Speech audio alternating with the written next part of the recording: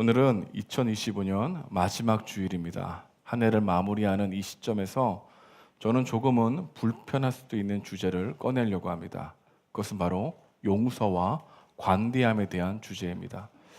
위로와 소망에 대한 메시지는 아멘 소리가 절로 커지는데, 용서하라 라고 하는 말 앞에서는 마음이 무거워지고 입술이 굳어지는 것을 종종 경험합니다. 여러분, 용서에 대한 설교는 인기가 없습니다. 그럼에도 불구하고 오늘 2025년 마지막 주일, 우리가 용서와 관대함에 대해서 여러분과 함께 살펴보려고 합니다. 우리는 참 이상하게도 이 용서와 관대함, 이 문제 앞에서만큼은 발걸음이 무거워집니다. 머리로는 압니다. 풀어야지, 사과해야지, 용서해야지, 관대해야지. 하지만 정작 그 사람에게 다가가는 것이 너무나 어려운 현실을 우리는 모두 보게 되는 것이죠. 혹은 세월이 지나면 괜찮아지겠지, 마음으로만 미안하면 됐지 뭐, 스스로를 합리화하기도 합니다.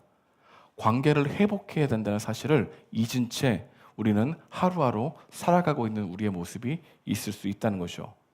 어쩌면 여러분 중에는 용서와 관대함, 이러한 단어를 듣자마자 마음속으로 이렇게 선을 긋는 사람들도 있을 것입니다. 목사님, 저는 살면서 누구와 크게 싸운 적도 없어요.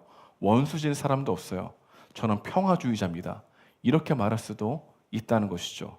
맞습니다. 여러분, 우리 중에는요, 드라마에서 나오는 것처럼 멱살을 잡고 소리를 지르거나 법정 소송을 불사하고 싸우는 분들이 거의 없을 것입니다.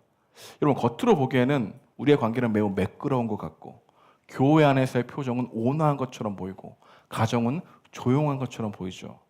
하지만 오늘 우리가 정말 주목해야 될 것은 폭발하는 화산이 아니라 우리 마음속 밑바닥에 깔려있는 싸늘한 냉기라는 것입니다. 평소에 잘 웃다가도 유독 그 사람이 말할 때만 묘하게 굳어지는 입꼬리, 누군가 슬쩍 칭찬하면 아 그렇지 라고 영혼 없이 대답하면서 은근슬쩍 깎아내리는 그 말 한마디, 단체 카톡방에서 다른 사람의 글에는 이모티콘까지 쓰면서 반응하지만 그 사람의 글만은 못 본 척하고 휙 지나가 버리는 이런 선택적 무시. 에이, 농담이야 농담, 왜 정색을 하고 그래? 라고 웃으면서도 사실 그 속에서는 예전에 상대방의 실수를 끄집어내려고 하는 의도. 여러분, 우리 가운데 이런 마음이 없을까요? 경직된 친절, 정중한 무관심, 뼈 있는 농담. 우리는 예의를 지켰다고 생각하지만 상대방은 다 느끼고 있는데, 그것을 알면서도 우리 마음에 그어놓은 그 차가운 선이 우리에겐 없을까요? 우리는 잔잔한 혐오를 우리 마음 가운데 붙들고 살아가는지도 모르겠습니다. 우리 영혼에 덕지덕지 붙어있는 이 영적인 경맥공간을 일으키는 이러한 잔잔한 혐오가 우리 일상생활에 있는 용서하고 관대해야 될 마음들을 가로막고 있는 모습이 있을 수 있다는 것이죠. 내 마음속에 아주 미세하고 사소한 앙금들이 사실은 하나님과 나 사이에 가로막는 거대한 벽이라는 사실을 알면서도 인정하기 불편하지만 우리는 그대로 향하는 우리의 내면 가운데 연약함이 있다는 것입니다. 근데 여러분, 성경은요, 우리가 생각하는 것보다 훨씬 더 많이, 훨씬 더 자주, 아주 집요하게 용서와 관대함에 대해서 말하고 있다는 사실을 여러분 알고 있습니까? 오늘 우리가 함께 읽은 본문도 그렇습니다. 누가복음 17장 1절에서 10절 말씀을 얼핏 보기에는 이 본문의 이야기는 서로가 상관없는 이야기처럼 들려요. 그러나 세심하게 읽어보십시오. 그렇지 않다는 것을 알게 됩니다. 각각의 이야기들을 관통하는 주제가 무엇일까요? 용서와 관대함이라는 사실입니다. 전 여러분과 함께 오늘 본문을 살펴보면서 2025년 마지막 주일, 용서의 현실은 어떠한지, 그리고 용서의 방법은 무엇인지, 그리고 용서의 태도는 어떠해야 하는지를 살펴보면서 하나님이 우리에게 원하시는 뜻이 무엇인지를 한번 상고해 보고자 합니다. 먼저 오늘 본문에서 예수님은 아주 현실적이고 냉정한 선언으로 시작하는 말씀을 우리에게 하고 있죠. 우리 1절 말씀인데요. 우리 1절 말씀을 함께 읽어보겠습니다. 시작. 예수께서 제자들에게 이르시되 실족하게 하는 것이 없을 수는 없으나 그렇게 하는 자에게는 화로다. 오늘 말씀은 예수님은 자신의 따르는 제자들에게 하신 말씀입니다. 제자들은 예수님을 따르기로 결심한 자들이죠. 예수님은 제자들의 현실을 인식시켰습니다. 제자들 뿐만 아니라 사람들 누구나 다른 사람들을 실족하게 할 수 있고 실족당할 수 있다는 것이죠. 여러분, 예수 공동체에도 상처 없는 관계는 없다는 겁니다. 사랑과 헌신이 넘쳐나야 할 이 제자 공동체를 향해서 주님은 너희 사이에 실족하게 하는 일이 일어나는 것은 불가피하다, 없을 수 없다는 것을 먼저 말씀하셨다는 것을 귀 기울여야 한다는 것이죠. 여기서 없을 수 없으나 라고 하는 말은 불가능한 뜻입니다. 우리가 함께 살아가는 동안에 우리는 상처 주지 않고 실망시키지 않고 사는 것은 아예 애초에 불가능하다. 이 현실을 인식하라고 제자들에게 말씀하고 있는 것이죠. 여러분, 이러한 용서의 현실은요, 무엇보다도 우리의 마음에 정직하지 않는 내면을 폭로합니다. 우리는 이 현실을 인정하기 싫어합니다. 특별히 감정을 드러내는 것을 미성숙하다고 생각하는 우리 세대는 더욱더 그런 것 같습니다. 상처받았다고 인정하는 순간 왠지 내가 지는 것 같고 속 좁은 사람이 될 것 같아서 괜찮은 척, 쿨한 척이라고 하는 갑옷을 입게 된다는 것이죠. 싫은데 좋은 척, 불편한데 아무렇지도 않은 척, 상처받았는데 대범한 척 연기를 하는 내면이 있다는 겁니다. 문제는 마음속으로는 이미 그를 차단한 상태라는 것이 문제이죠. 소위 조용한 손절이 일어나고 있다는 겁니다. 상대를 내 마음속에서 지워버리는 투명 인간 취급하는 모습이 우리 가운데 있다는 것이죠. 이것이야말로 가장 무서운 가면 우리 쓰고 있다는 것을 우리 주님은 아셨던 것입니다. 그래서 제자들에게 너 세련된 가면 벗으라고 도전하는 겁니다. 상처받지 않은 척, 쿨한 척 연기하지 말라. 너는 그럴 능력이 없어. 이렇게 정직하게 인정함이 없다면 우리는 성격 좋은 위선자로 남을 가능성이 크다는 걸 얘기해 주는 거죠. 진정한 화해자가 될 수 없다는 것을 우리 주님 아시기 때문에 폭로하는 겁니다. 너의 인생 가운데, 아니 네가 갖고 있는 공동체 가운데 상처 없는 곳은 없다고 말이죠. 이게 우리 마음 가운데 용서의 현실이라고 우리 주님은 말하고 있다는 것입니다. 그런데 우리가 한번 깊게 살펴봅시다. 왜 누군가를 용서하지 못하고 깊이 늪에 빠지는 이유가 무엇이냐면은 기대와 현실의 괴리 때문입니다. 우리는 무의식 중에 교회니까, 가족이니까, 믿는 사람이니까, 좋은 사람이니까 나에게 상처 주지 않을 것이라고 하는 잘못된 환상을 가지고 있다는 겁니다. 그래서 조그마한 상처도 크게 보는 경우가 많을까요, 적을까요? 많다는 것이죠. 그래서 주님은 우리 자신을 향하여 실존을 보고 있는 것이죠. 우리가 기억해야 될 것이 있다. 사랑하려고 가까이 가는 순간 우리는 누군가를 찌를 수밖에 없는 연약한 존재이다. 이 사실을 제자들에게 먼저 인식하는 것이 용서의 현실을 인식하는 것과 같다는 것을 말해주고 있는 거죠. 가까이 갈수록 아프게 찌릅니다. 멀리 있는 사람은 나를 찌를 수 없어요. 나를 넘어지게 하는 사람이 이 주위에 있다. 아니, 제자들아, 너희들 사이에도 서로 넘어뜨릴 수 있는 연약함이 너희들에게 있어? 그게 우리의 현실이야. 이 이야기를 먼저 하시면서 본문으로 끌어가고 있다는 겁니다. 그래서 사람들은 어떻게 합니까? 당신과 나 사이에는 적당한 거리가 필요합니다. 여러분, 거리를 두는 게 나쁜 게 아니에요.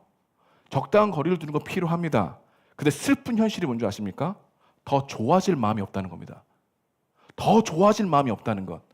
이 현실을 우리 주님은 우리에게 폭로하고 있다는 겁니다. 그래서 여러분, 용서의 첫걸음은 우리가 서로를 상처를 줄 수 있는 연약한 존재임을 인정하는 것에서 시작한다는 이야기를 우리 주님이 하고 있다는 겁니다. 그리고 여기서 예수님은 아주 독특하고도 이해하기 힘든 말씀을 덧붙이십니다. 3절인데요. 우리 3절 말씀을 우리 함께 읽어보겠습니다. 시작. 너희는 스스로 조심하라. 만일 내 형제가 죄를 범하거든 경고하고 회개하거든 용서하라. 예수님은 제자들에게 스스로 조심하라고 명령하죠. 도대체 무엇을 조심하라고 말씀하고 있는 걸까요? 남에게 상처 주지 않도록 말조심, 행동 조심하라는 것일까요? 여러분, 문맥을 자세히 살펴보십시오. 예수님의 포인트는 거기에 있지 않습니다. 3절과 4절이 연결되어 있는데 문맥으로 보게 되면 예수님은 용서해야 하는 사람을 생각하며 말씀하고 있다는 걸 알게 돼요. 다시 말하면 피해자가 될 수 있는 제자들에게 조심하고 또 조심하라, 이렇게 말한 겁니다. 근데 여러분, 이상하지 않습니까? 보통 조심해라라는 말은 누구에게 합니까? 피해자에게 합니까? 가해자에게 합니까? 가해자에게 하는 게 훨씬 더 맞지요. 너 친구 때리지 않게 조심해. 너 말 함부로 하게 하지 않게 조심해. 이게 상식입니다. 근데 예수님의 뉘앙스는 억울한 일을 당한 사람, 상처받은 사람에게 오히려 스스로 너 스스로를 조심해라. 이 말씀을 하고 있다는 겁니다. 왜 그러셨을까요? 그 이유는 분명합니다. 여러분, 누군가에게 상처를 주는 것도 나쁜 일이지만 상처를 받았을 때 그것을 용서하지 않고 마음속에 아닌 척, 괜찮은 척하지만 마음에 독을 품고 있는 것은 결국 너의 인생을 더 크게 아프게 할 거야, 힘들게 할 거야, 이 이야기를 하고 있다는 것이죠. 그래서 스스로 그렇게 되지 않도록 조심해, 이 이야기를 피해자에게 말하고 있는 겁니다. 용서를 해야 될 사람에게 너 그렇게 용서하지 않고 기다리면 네 마음이 굉장히 괴로워져, 이 이야기를 하고 있다는 거죠. 여러분, 용서하지 않으면 이 파괴력이 굉장히 크다는 것을 인식해야 합니다. 여러분, 이것이 또한 용서의 현실입니다. 내가 누군가를 미워하고 용서하지 못하면 그 화살이 그 사람에게만 향할까요? 그렇지 않다는 거죠. 그 화살은 돌고 돌아 내 주변의 다른 사람들과의 관계까지 엉망으로 만들기 때문에 스스로 삼가라, 이 이야기를 하고 있다는 겁니다. 예를 들어보겠습니다. 단순한 예인데요. 여러분들이 부모의 잘못을 절대로 용서하지 못한다고 생각해 봅시다. 그럼 부모와의 관계만이 나빠지는 게 아니라는 겁니다. 부모를 비롯해서 모든 권위 있는 사람들과의 관계를 의심하기 시작하죠. 여러분, 그렇게 되면 권위 있는 자리에 있는 어떤 사람이 도와주려고 해도 근본적으로 거부감이 들게 합니다. 이것이 스스로 삼가라는 이야기입니다. 또 다른 예를 들어보겠습니다. 어떤 친구에게 상처를 받았어요. 도저히 용서가 안 됩니다. 그래서 마음속에 조용한 손절을 해요. 근데 문제는 여기서 끝나지 않는다는 겁니다. 그 친구와 친하게 지내는 또 다른 친구를 어색하게 대하는 마음이 생기게 된다는 거죠. 그래서 스스로 삼가라고 얘기합니다. 여러분, 그뿐일까요? 우리가 시간을 대부분 보내고 있는 이 일터에서는 어떻습니까? 옆에 있는 직원이 큰 실수를 해서 금전적인 손해를 입혔다고 상상해 봅시다. 물론 속쓰리고 따끔하게 지적해야 할 일이죠. 하지만 그 직원을 마음으로 용서하지 않는다면 어떻게 될까요? 그때부터는 내 눈에 의심이라고 하는 필터가 쓰여지게 됩니다. 그 직원뿐만 아니라 열심히 일하고 있는 다른 직원들까지 의심의 눈으로 보기 시작한다는 거죠. 저 친구도 딴짓하고 있는 거 아니야? 이런 생각이 몰려오는 마음이 있기 때문에 스스로 삼가라고 말하고 있는 거죠. 여러분, 반대로 직장인 여러분 힘들게 하는 상사에 대해서 여러분 어떤 마음을 가지고 있습니까? 무시해야지. 해결되지 못한 마음 때문에 더러워서 이 직장 못 다니겠네. 한번 여러분 사직서를 냈다고 생각해 봅시다. 신기하게도 그 마음은 내 짐가방 속에서 고스란히 담겨서 다음 직장까지 따라옵니다. 새 직장에서 정말 좋은 상사가 있는데 그 상사가 피드백을 해요. 근데 내 마음이 꼬여 있습니다. 공격으로 받아들여져요. 이 사람도 나 무시하네. 혼자 상처받고 방어벽을 칩니다. 어디를 가도 예민함이 가중돼요. 스트레스가 많아집니다. 그래서 여러분, 누군가를 계속 미워하고 있는 것은 상대방에게 벌 주는 게 아닙니다. 내 마음의 방에 나 스스로를 가두고 고립되게 만든다는 것을 우리 주님이 너무나 잘 아셨다는 겁니다. 그래서 예수님이 그토록 우리에게 용서하라라고 강조하는 것은 이유는 우리가 미움 속에 갇혀 외톨이가 되는 것을 거부하시는 것이죠. 다시 한번 그 사람 외에도 많은 사람과 함께 더불어 살 수 있는 행복이 있는데 그것까지 망쳐놓게 되는 너의 마음을 스스로 삼가라는 말씀을 통해서 우리에게 말하고 있는 거죠. 누가 말씀하셨다고요? 예수님이요. 하나님이요. 하나님이 이것을 매우 크게 보시고 계시다는 겁니다. 예수님은 이것이 얼마나 우리 마음을 파괴하는지 그 파괴성을 너무나 잘 알고 계셨던 것이죠. 그래서 주님은 이 현실에서 건져내시고 보호하시기 위해서 냉철하지만 사랑이 담긴 용서의 현실을 직면하게 하신다는 겁니다. 그러다면 두 번째로 용서의 방법은 무엇일까요? 우리는 용서를 어떻게 해야 될까요? 어떻게 관대함을 가질 수 있을까요? 오늘 본문에서 예수님은 우리에게 인간의 한계를 뛰어넘는 엄청난 명령을 주십니다. 우리 4절인데요. 우리 4절도 우리 한번 읽어보겠습니다. 시작. 만일 하루에 7번이라도 내게 죄를 짓고 7번 내게 돌아와 내게 회개하노라 하거든 너는 용서하라 하시더라. 여러분, 어렵게 이해하지 않게 되겠죠? 어떤 겁니까? 계속 용서하라는 거죠. 예수님의 이 말씀을 들은 제자들의 표정을 상상해 보십시오. 제자들은 자신들의 인격과 성품이 이것을 행하기에 불가능하다는 것을 알고 있었습니다. 내 인격, 내 도덕성, 내 의지로는 내가 싫어하는 사람을 단 하루도 아니 7번은커녕 단 한 번도 온전히 용서하기가 어렵다는 현실을 알고 있었죠. 이것은 사실입니다. 우리 힘으로 관대하기 참 힘들어요. 용서하기 너무나 어렵다는 것입니다. 근데 여러분, 용서하기 힘든 이유 중 하나는 우리의 죄된 본성이 타인을 바라보는 방식과 나 자신을 바라보는 방식이 철저히 왜곡되어 있기 때문에 힘듭니다.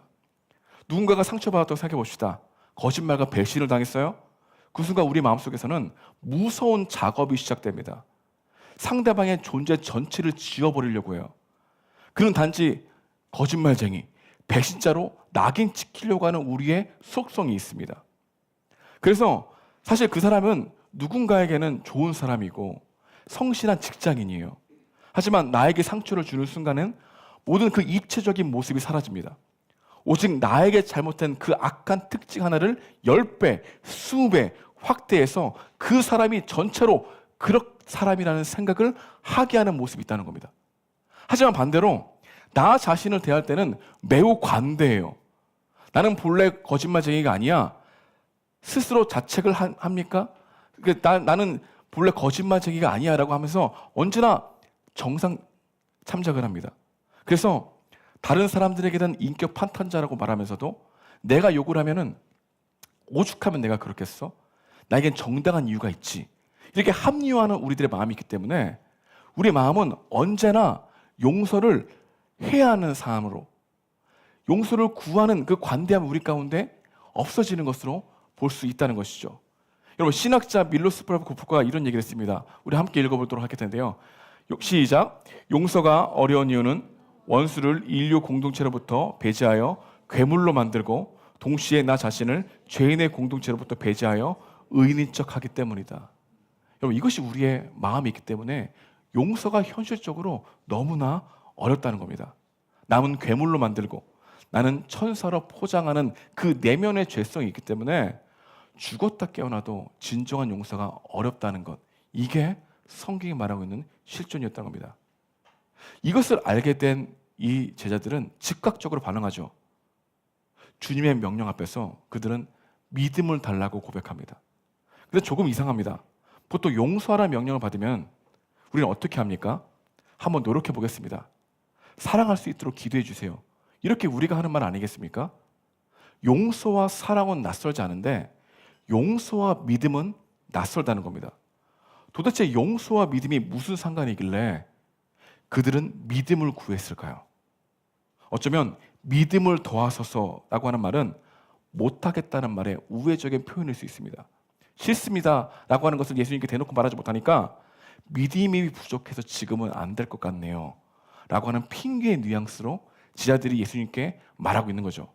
왜냐하면 용서는 생각보다 훨씬 엄청난 감정적인 에너지를 소비하기 때문이죠. 근데 여기서 놀라운 반전이 있습니다. 이 고백을 들으신 예수님이 제자들을 꾸짖지 않았다는 거예요. 오히려 그들의 핑계 섞인 고백을 통해서 용서의 진짜 비밀을 가르쳐 주시기 원했다는 겁니다. 아이러니하게도 제자들의 입술에서 나온 그 말은 옳다는 것을 우리 주님은 아셨습니다. 예수님은 제자들에게 용서는 감정의 문제를 넘어서 철저히 믿음의 문제라는 사실을 비유를 통해서 이제 말씀하고 싶으셨습니다. 그래서 오늘 본문 7절부터 10절에 보게 되면 종의 비유가 나오는데 이 비유는 왜 용서의 믿음이 필요한지 그리고 무엇을 믿어야 하는지 말해주기 위한 비유라는 사실을 기억하고 한번 따라와 보십시오. 예수님의 비유는 이렇습니다. 용서, 믿음이 필요하다는 그 이유를 이렇게 말하고 있는 거죠. 하루 종일 밭에서 일하고 돌아온 종이 있습니다. 고대 근동의 종에는 여러 종류의 종이 있어요. 1세기 고대 근동을 연구한 학자들에 의하면 그 당시 종들 중에는 전쟁 포로에서 잡혀와서 짐승처럼 취급받는 노예들이 있는가 반면에 주인과 깊은 신뢰의 관계에서 집안의 대소사를 관리하는 청지기 같은 종도 있다는 것을 말해줍니다. 예수님이 말씀하시는 종은 후자에 속합니다. 하루는 그가 열심히 밭에서 일을 하고 돌아왔습니다. 그런데 주인이 그에게 수고했다는 말이 없어요. 가서 쉬어라라는 말을 하지 않습니다. 그 대신 이렇게 얘기하죠. 내 먹을 것을 준비해 주렴. 여러분, 현대인 시각으로 보게 되면은 갑질처럼 보일 수 있고 불합리한 노동 착취처럼 보일 수도 있습니다. 어렵게 매정해 이렇게 볼 수 있는 구절이죠. 근데 여기서 주목해야 될 것은 종의 반응입니다. 그는 불평하지 않았다는 거예요. 그리고 마지막에 이렇게 고백합니다. 우리는 무익한 종입니다. 우리가 하여야 할 일을 했을 뿐입니다. 라고 하는 고백을 했다는 거죠. 도대체 왜 이 고백을 했을까요? 이 종은 자존심이 없을까요? 주인의 폭력이 무서웠기 때문일까요? 아닙니다. 이 비유의 핵심은 노동의 강도가 아니라 관계의 깊이 있습니다. 이 종은 자신이 본래 어떤 존재였는지를 기억하고 있는 거예요.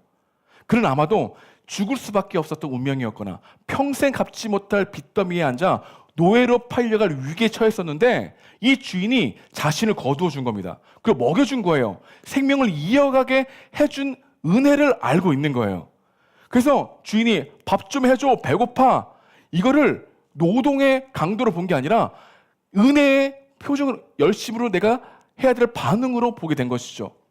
자신을 생명을 구원해 준 이 주인에게 당연한 감사로 여기고 있는 종의 모습을 우리 주님이 용서에는 믿음이 필요해 라고 하는 이야기를 하기 위해서 비유로 말씀하고 있다는 거죠. 자신의 받은 은혜가 100이라면 지금 겪고 있는 수고는 1에 불과해. 이것을 알고 있는 종이 용서와 관대함으로 나아갈 수 있다라고 하는 것을 말해주고 있는 것이죠. 예수님은 이 비유를 통해서 우리에게 이렇게 묻고 있는 겁니다. 너희가 누군가를 용서하기 힘들다고? 왜 그렇게 말하는 이유인지 아니? 혹시 너희는 너희가 받은 용서의 크기를 잊어버린 거 아니야? 이 이야기를 비유로 하시면서 용서에는 믿음이 필요한데, 관대함에는 믿음이 필요한데, 너희가 지금 받은 은혜가 얼마나 큰지 그것을 믿는 자만이 용서와 관대함으로 걸어갈 수 있다라고 하는 것을 비유로 말씀하시는 본문이라는 겁니다. 그래서 여러분, 우리가 누군가를 용서할 수 있는 힘은 우리의 훌륭한 인격에서 나오는 것이 아니라 내가 하나님으로부터 도저히 갚을 수 없는 사랑과 용서를 받았다라고 하는 그 믿음이야말로 다른 사람들에게 관대함과 용서로 향하게 하는 발걸음이 될 수 있다고 말하고 있는 거죠.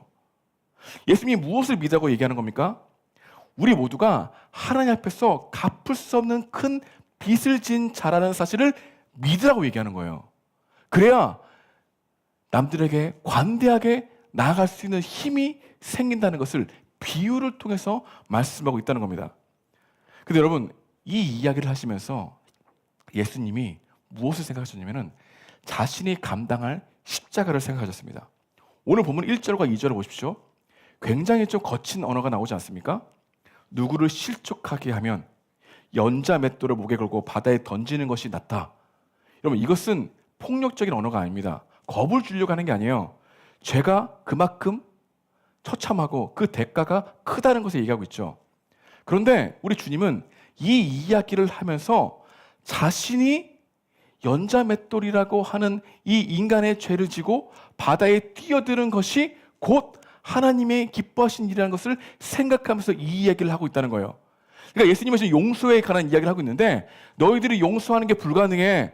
그런데 내가 너희 죄를 가지고 연자맷돌에 목을 걷듯이 십자가라고 하는 이 거친 이 죽음의 바다에 뛰어들 때만이, 너희가 그것을 알 때만이 너희들은 용서와 관대함이라는 것을 믿음으로 나아갈 수 있어. 이 이야기를 하고 있다는 겁니다. 그래서 오늘 본문에 나오는 이 비유는 미가서 7장 19절의 말씀을 기억하시면서 우리 주님이 하신 비유예요. 우리 함께 미가서 7장 19절 읽어보겠습니다. 시작. 다시 우리를 불쌍히 여기셔서 우리의 죄악을 발로 밟으시고 우리의 모든 죄를 깊은 바다에 던지시리이다. 이게 하나님이 이스라엘 백성들에게 약속한 거거든요. 너는 다 죄인이야. 근데 내가 너희 죄를 가지고 깊은 바다에 다 던져버릴게. 근데 이 이야기를 우리 주님 아시고 내가 깊은 바다에 너희 죄를 가지고 십자가라고 하는 이 죽음의 바다로 건널 때만이 우리 가운데 그 커다란 은혜의 빛만이 너희가 인식할 수 있을 때만 용서와 관대함이라고 하는 마음이 생겨 이것을 믿는 자에게만 용서와 관대함이 큰 거야. 이 이야기를 우리에게 하고 있다는 것입니다. 그래서 여러분, 제자들에게 이런 말씀을 하고 있는 거예요. 너에게 상처 준 사람이 그렇게 힘들어? 기억해라. 너가 받아야 될 그 끔찍한 심판을 내가 대신 받았다.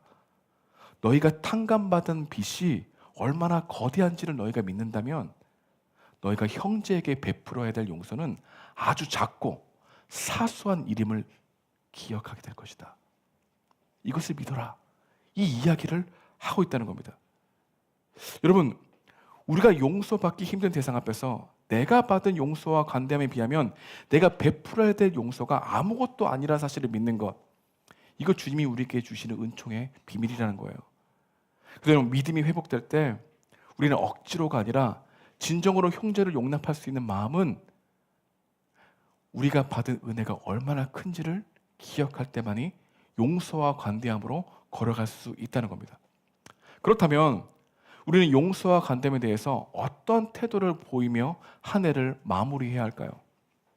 오늘 본문을 통해서 우리에게 요구하시는 예수님은 어떤 것을 요구하고 있을까요? 우리가 완벽한 용서의 기술을 행하라고 말씀하고 있는 것일까요? 전혀 그렇지 않다는 겁니다. 상처가 전혀 없는 성숙함을 우리에게 요구하고 있는 것일까요? 아니라는 겁니다. 주님이 원하시는 건 딱 한 가지입니다. 용서의 방향으로 한 걸음 나아가려고 하는 작은 믿음.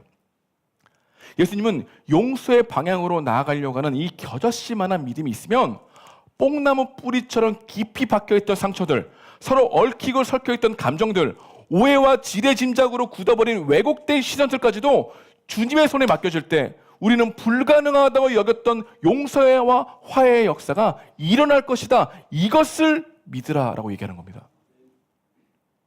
그래서 6절 말씀을 다 같이 읽어볼게요. 시작. 주께서 이르시되 너희가 겨자씨 하나만한 믿음이 있었더라면 이 뽕나무더러 뿌리가 뽑혀 바다에 심기어라 하였을 것이요 그것이 너희에게 순종하였으리라. 우리 믿음을 강화하려고 얘기하는 게 아닙니다. 이 이야기는 용서에 관한 이야기입니다. 용서의 방향으로 나아가려는 작은 믿음만 있다면 우리 주님은 그것을 가지고 역사를 이루시겠다. 이거를 믿고 나아가라. 이 얘기를 우리에게 하고 있다는 것입니다. 여러분, 실제로 용서와 관대함을 거부하는 이유 중에 하나는 상처가 너무 커서가 아니라 정의의 자리를 하나님 앞에 내어드리기 싫기 때문입니다. 내가 용서하고 관대해지면 그 사람이 그냥 넘어갈 것 같다는 생각이 우리 가운데 지배합니다. 내가 용서하고 관대해지면 이 억울함이 증명되지 않을 것 같은 두려움이 있는 것이죠. 내가 붙들고 있던 마지막 무기가 용서하기 싫은 마음이라는 것을 우리 주님 알고 있는 겁니다. 그러나 여러분, 우리가 사랑과 공의의 하나님이라는 사실을 믿는다면 용서는 정의를 포기하는 것이 아니라 정의를 하나님께 맡기는 믿음의 선택이라는 것이죠. 어쩌면 용서하지 않고 관대하지 않는 우리의 마음은 하나님보다 내가 더 공의로워질 수 있다고 하는 교만인지도 모르겠습니다. 그리고 이 지점에서 우리 자신에게 불편한 질문을 하나를 던져야 합니다. 나는 관대한 사람인가? 아니면 선택적으로 관대한 사람인가? 우리는 나에게 유익한 사람에게는 관대합니다. 나를 이해해주는 사람에게는 관대합니다. 하지만 나를 힘들게 하는 사람, 나의 자존심을 건드리는 사람, 나의 기대를 무너뜨리는 사람에게는 관대함이 갑자기 멈춰지게 되죠. 근데 여러분, 하나님이 우리를 그렇게 대하지 않으셨다는 겁니다. 우리가 하나님께 유익했을 때 우리를 사랑하는 것이 아니라 우리가 하나님을 실망시키시고 외면하고 거부했을 때 그때 이미 십자가를 준비하셨다는 것을 믿으라고 얘기하고 있는 거죠. 여러분, 우리가 받은 용서는 선택적이지 않았습니다. 조건이 없었습니다. 기회가 여러 번 주어졌기 때문이 아니라 은혜가 먼저 주어졌기 때문에 받은 용서였죠. 그래서 여러분, 이것을 믿는 것이 신앙이라고 얘기하는 겁니다. 근데 우리는 교묘하게 내가 그렇지 않은 척하면서 조용한, 냉정한 마음이 있음에도 불구하고 아닌 척하는, 잘 살고 있는 것처럼, 나는 평화주의인 것처럼 여기고 있는 그 위선을 우리 주님은 폭로하고 싶었던 것이죠. 주님은 우리에게 이렇게 물어보고 있는 겁니다. 내가 그렇게 용서를 할 수 없는 것, 관대하지 못하는 것, 그게 정말 너 자신의 연약함 때문인 줄 아니? 그렇지 않다는 거죠. 무엇 때문에 우리 용서를 못 한다고요? 하나님이 나에게 베풀어 주신 은혜를 기억하고 있지 못하기 때문에, 하나님이 나에게 베풀어 주신 은혜가 얼마나 큰지를 생각하지 않고 내 스스로 하나님의 자리에 정의를 행하려고 하는 이 오만함과 교만함이 있기 때문에 우리 주님은 우리에게 말하고 있는 것이죠. 내가 너를 그렇게 참아주었는데 너도 오늘 그 사람을 내 손에 한번 맡겨보지 않을래?